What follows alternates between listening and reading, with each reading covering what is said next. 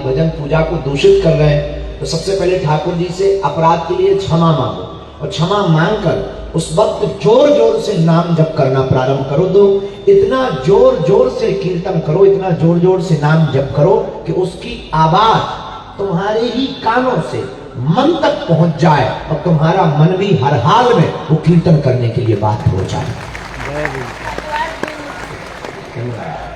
ऐसा 8-10 बार ठोकर मारने से धीरे धीरे मन को आदत हो जाएगी। हाँ जी, थोड़ा और बगल में आ जाइए, कोई दूसरे को भी माइक दे दें। आपके पास ये चश्मा वाले को दे दें, खड़ा हो जाओ।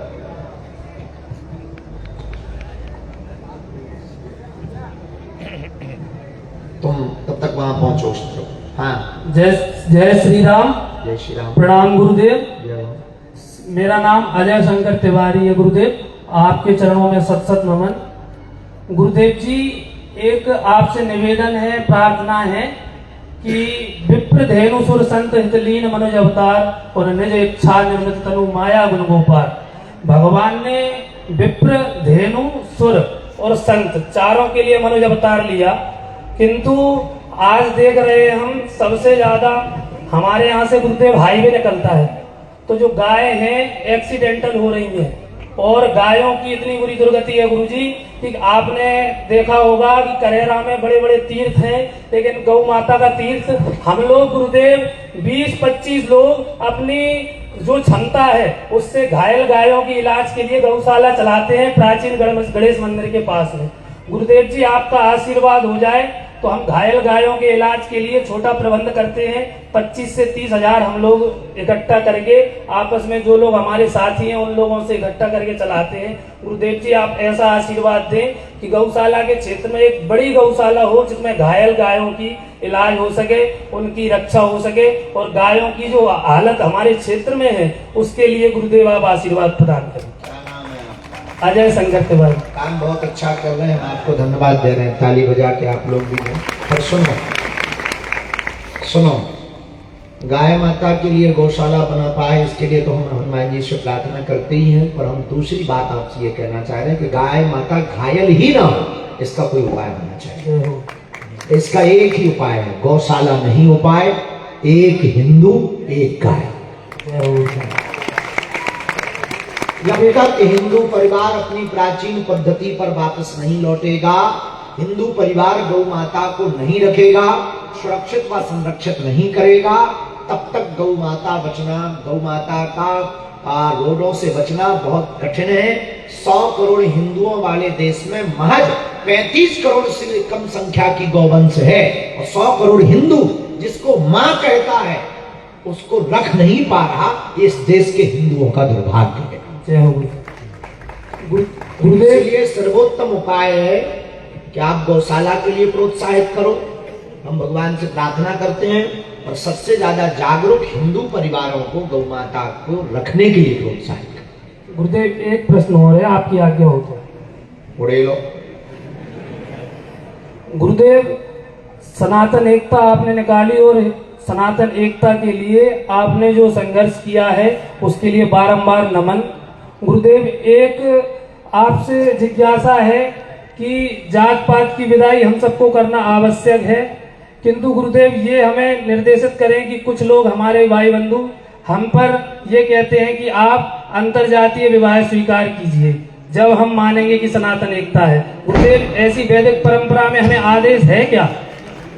वैदिक परंपरा, आध्यात्मिक परंपरा, आचार्यों की परंपरा, इन सब चीजों को एक बगल में बज रहा है।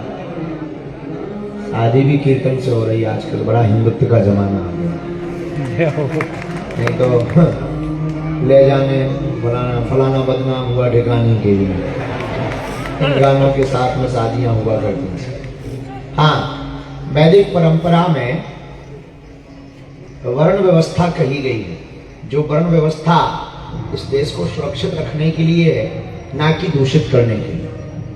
रही बात अंतरजातीय विवाह की, तो इस देश में लाखों करोड़ों प्रेम के विवाह हो रहे हैं जो अंतरजातीय ही हो रहे हैं।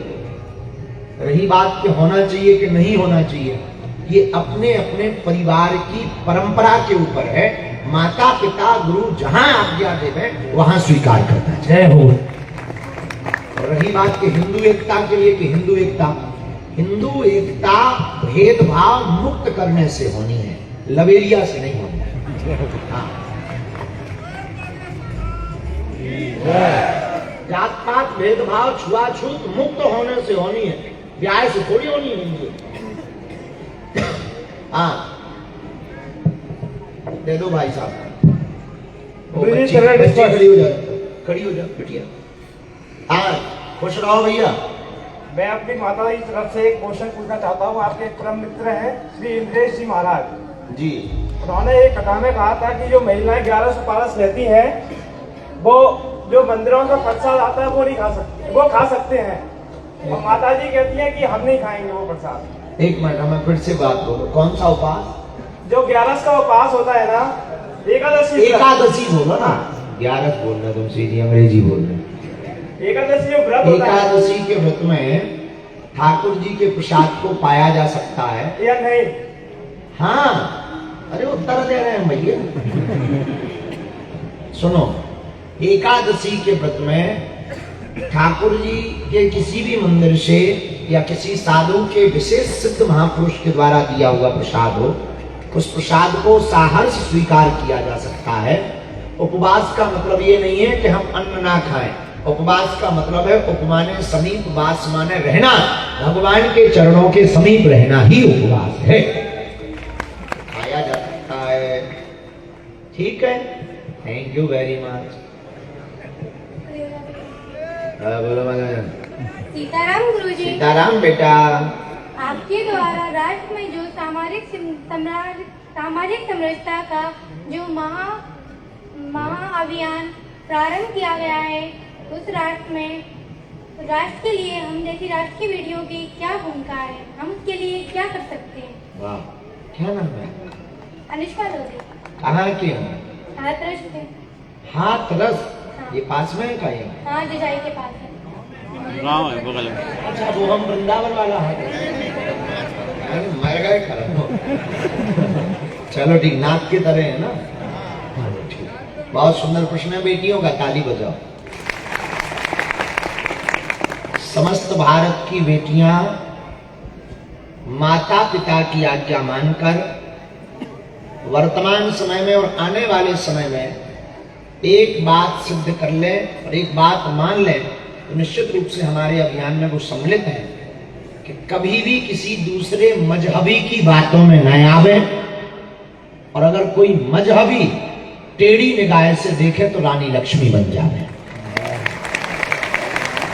और कोई भी सहेली किसी दूसरे मजहब वाले के चक्कर में अगर पड़ गई तो उसे हर हाल में वापस ला करके हिंदुत्व के प्रति कट्टर शेरनी बनावे।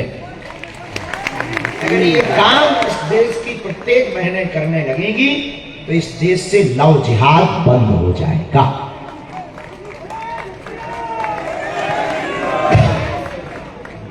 हाँ, वो बैग टांगे भगवती देवी, उन्हें माइक भेजो। जी प्रभु, वहां जाओ, थोड़ा पीछे।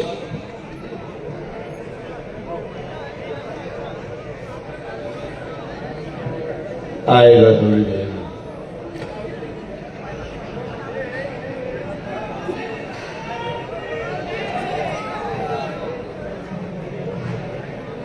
थोड़ा जल्दी दे दो। महाराज की जय हो। भैया आशीर्वाद। जी महाराज जी, ये निवेदन करना चाहता था मैं। हाँ, क्या नाम है आपका? जी पंडित विवेकानंद शास्त्री। कहाँ से प्रकट भैया? प्रकट नहीं, मैं प्रभु सिरसौद से आए हैं। ठीक है, सिरसौद यही पास में? हाँ, 10 किलोमीटर है। जी जी कहो। जी, मैं ये निवेदन करना चाहता था कि भगवान शंकर के गले में जो मुंडों की माला है, तो वो मुंडों की माला कहाँ से आई और भगवान शंकर को मुंडों की माला क्यों प्रिय है? वाह, तुम्हें तांत्रिक मांत्रिक बनना है? आपकी तरह है। हमको तांत्रिक लग रहा है ना कटा। चलो सुनो उत्तर। इस कथा के बारे में कल्याण पुस्तका का एक जगह छेपक मिलता है। कल्याण पुस्तिका एक गीता प्रेस गोरखपुर की निकलने वाली मासिक पत्रिका है, वार्षिक भी है और मासिक भी है। ये मासिक पत्रिका में हमें एक जगह छेपक प्राप्त हुआ। भगवान भूत बाबन महादेव ध्यानावस्था में थे, उसी समय माँ पार्वती जी विराजमान थी। तो नारद जी पहुंच गए। माँ, तुम्हें पता है भोले बाबा ने तुमसे पहले भी शादी कर रखी है? तो पार्वती जी ने कहा किसके साथ? बोले ये तुम बाबा से पूछना। अच्छा फिर तो माँ तुम्हें ये भी पता नहीं होगा ये मुंडों की माला किसकी है? बोले नहीं। बोले फिर तो तुम्हें ये भी पता नहीं होगा ये भस्म किसकी लगाए? बोले नहीं। बहुत गड़बड़ हो गया आपके साथ में। तो पार्वती जी बोली आप तो बताओ किससे शादी हुई, किसकी मुंडों की माला है, किसकी भस्म है? सुन रहे हो भाई साहब? जी बिल्कुल। कहिए।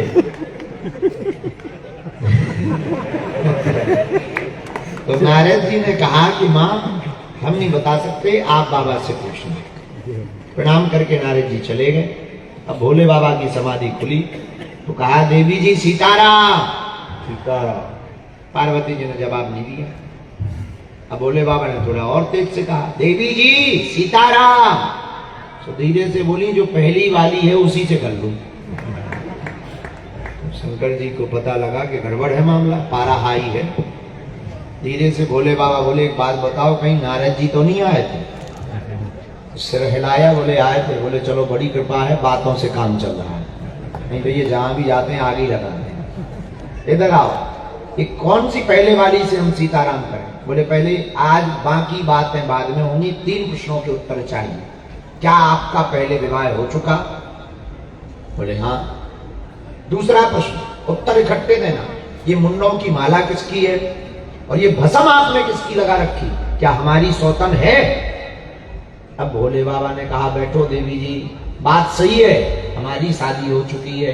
बात सही है, ये मुंडों की माला हमारी किसी प्रिय की है। बात सही है, ये भस्म हम किसी प्रिय की लगाए हैं। सुनो देवी, पूर्व जन्म में तुम सती थी और तुमने हमारे लिए प्राणों को त्याग दिया था, तो उस वक्त हमारी तुम्हारे साथ में विवाह हुआ था, इसलिए तुम पूर्व जन्म में हमारी पत्नी थी। और जब तुमने शरीर को त्यागा तो हम तुम्हारे वियोग में रह नहीं पाए, तो तुम्हारे ही मुंडों की माला बनाकर हम धारण करते गए। अनेक बार तुम्हारे जन्म हुए, अनेक बार तुम हमारी बनी।